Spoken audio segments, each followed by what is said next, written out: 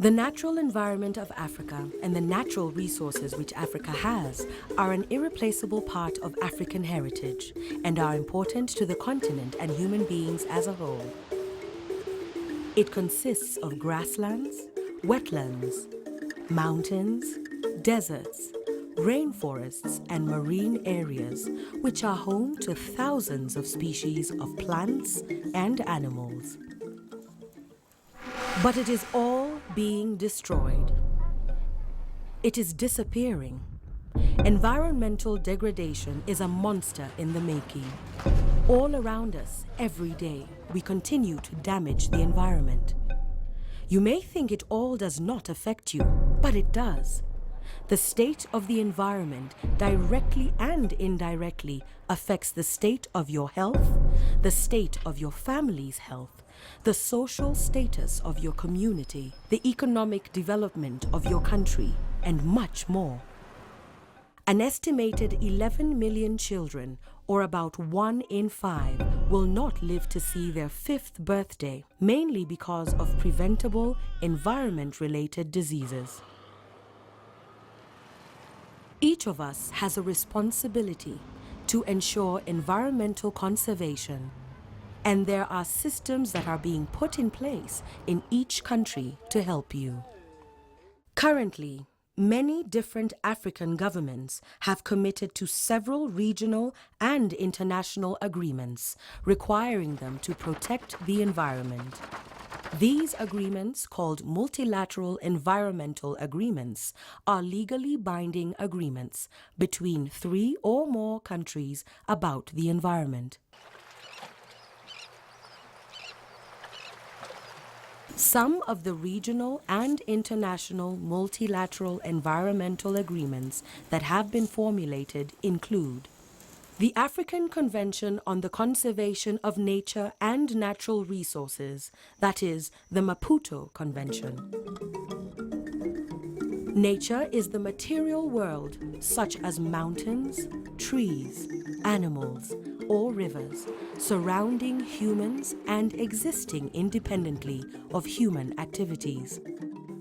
Natural resources are naturally occurring materials, such as fertile land, soil, water, minerals, etc., which can be used by man and are either renewable or non-renewable. The main objectives of this convention are to promote environmental protection and to encourage the conservation and sustainable use of natural resources. The depletion of natural resources directly affects you as we experience food shortages, flooding, and other natural disasters that affect human health and socio-economic development. The Nairobi and Abidjan Conventions were established to improve the control of marine pollution and the management of marine and coastal resources. The conventions aim to prevent, reduce, and combat pollution caused by discharges from ships, dumping of wastes, and other matter at sea from ships or aircrafts, discharges from rivers, estuaries, and coastal establishments. Protect and preserve rare or fragile ecosystems, as well as rare, depleted, threatened, or endangered species of wild fauna and flora and their habitats. The United Nations Convention to Combat Desertification was drawn to combat desertification and lessen the effects of drought. The livelihoods of over 1 billion people in more than 100 countries are in danger because of desertification. In Africa, 66% of the total land area is arid or semi-arid. Desertification is being made into a bigger problem by, among others, poverty, unequal land distribution, refugee movement, and modernization, which interrupts traditional farming practices.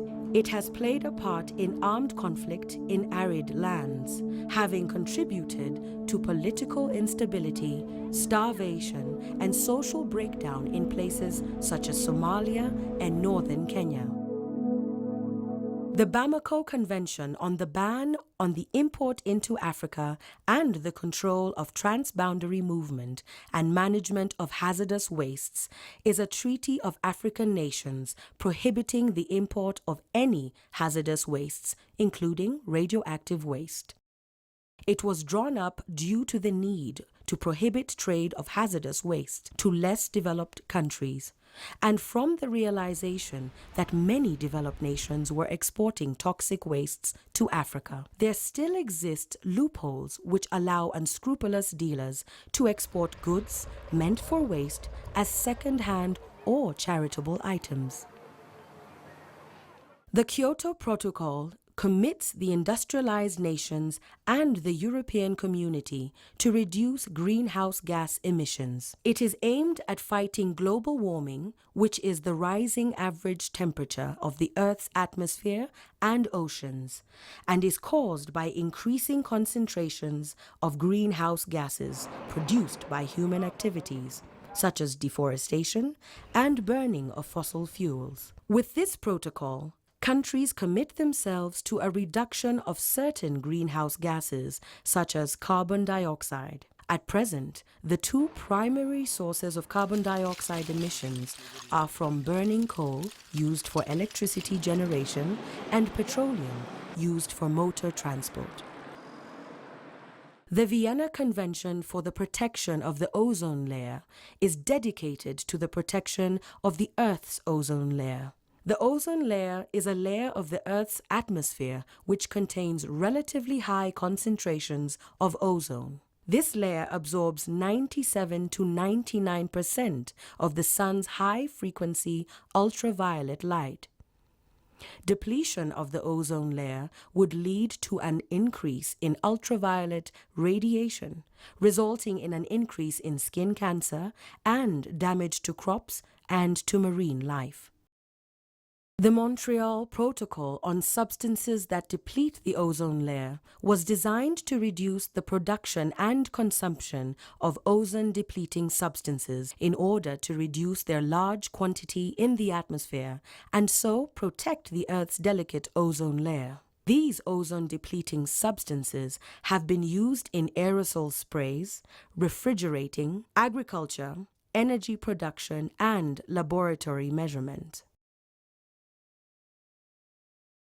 The Convention on International Trade in Endangered Species of Wild Flora and Fauna aims to ensure that international trade in specimens of wild animals and plants does not threaten the survival of the species in the wild. Roughly 5,000 species of animals and 28,000 species of plants are protected by CITES against overexploitation through international trade. Any trade in these species requires export and import permits. Animals protected include gorillas, chimpanzees, leopards, cheetahs, African and all rhinoceros. The Bonn Convention on the Conservation of Migratory Species of Wild Animals aims to protect terrestrial, marine, and avian migratory species throughout their range. The parties make every effort towards strictly protecting animals, conserving or restoring the places where they live, lessening obstacles to migration, and controlling other factors that might endanger them. These include gorillas, turtles, and flamingos, among others.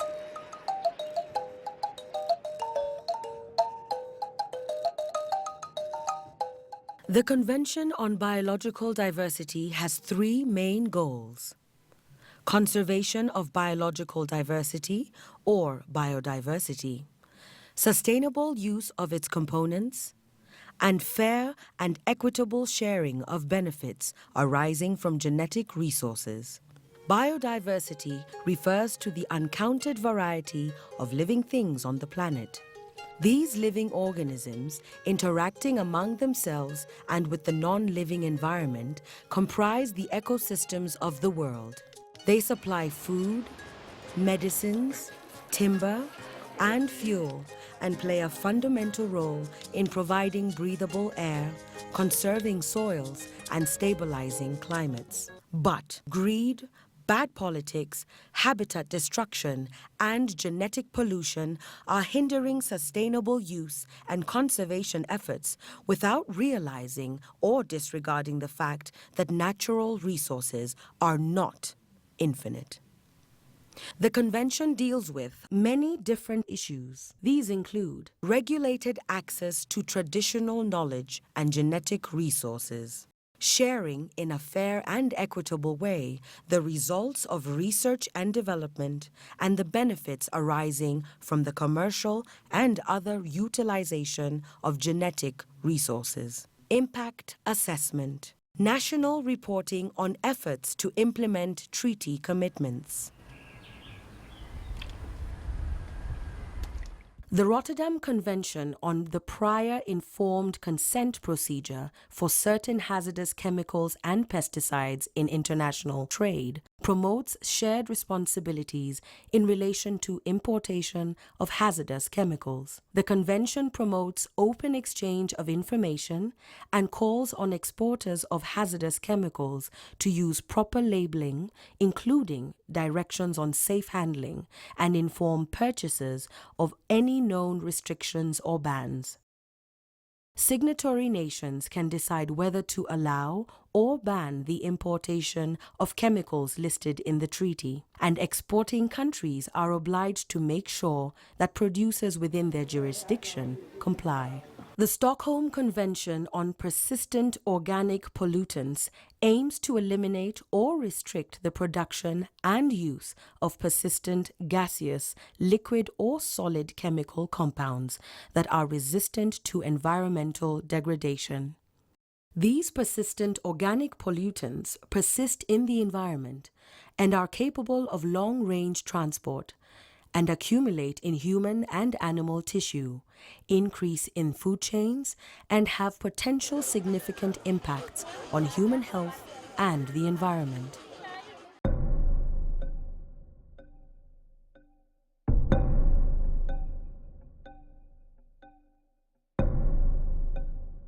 Examples of projects based on implementation of the multilateral environmental agreements are many. These include the African Union Department of Rural Economy and Agriculture through the Multilateral Environmental Agreements Project, which is supporting the development and updating of biosafety laws in Malawi and Mauritania.